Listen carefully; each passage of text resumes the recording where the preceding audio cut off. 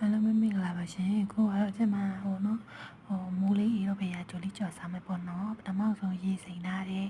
ခုပဲဝချန်လေးပေါ့နော်ညအောင်ရင်ဆုံးထောင်းလိုက်မယ်ပေါ့နော်ထောင်းပြီးတော့ညက်သွားလို့ရှင်ကျွန်မကဂျင်းလေးရယ်ချက်သွနီနနုတ်စင်းလာတာလေးရယ်ပြီးလို့ရှင်ငရုတ်ဒီစိမ့်လေးရထည့်တယ်ပေါ့နော်ဒါတွေကမထည့်လည်းရရပေါ့နော်ကျွန်မမှပြင်းတော့တရွက်မရှိလို့ကျွန်မထည့်တာပေါ့နော်အချိုရတာအဆက်ရတာလေးပေါ့နော်အကယ်၍ကိုမှပြင်းတော့တရွက်ရှိတယ်ဆိုပြင်းတော့တရွက်လေးကိုလည်းနည်းနည်းညှက်ပြီးတော့ထည့်လည်းရရပေါ့နော်လေးထည့်ပြီးလို့ရှိရင်ကျွန်မကမဆလာလေးနည်းနည်းထည့်တယ်နန်းလေးမှုအောင်ပေါ့နော်မဆလာထည့်ပြီးရတာမဟုတ်ထည့်ပေါ့နော်စားလေးနည်းနည်းထည့်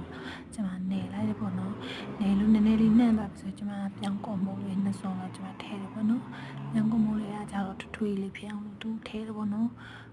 ဒီထဲမှာရေလေးနည်းနည်းဖြုတ်ပြစ်လေးဖြုတ်ထည့်လိုက်ရပါပေါ့နော်ကျွန်မအမုတ်တိုင်းပဲထည့်လိုက်ပါတယ်ရှင်ပြီးလို့စီရေလေးစီလေးကိုစုအောင်တည်ပြီးလို့ရှင်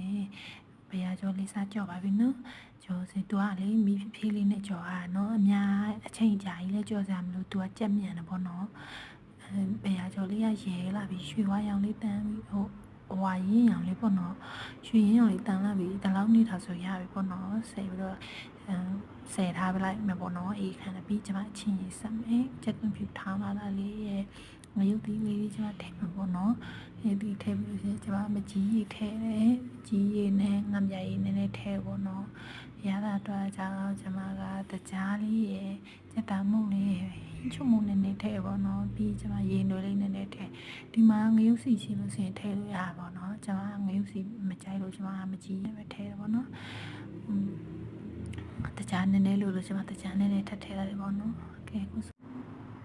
ရင်အရင်ကမစားလို့ကောင်းတဲ့ဖေးရကျွတ်လေးရပါပြီရှင်ချင်းရည်လေးရလည်း share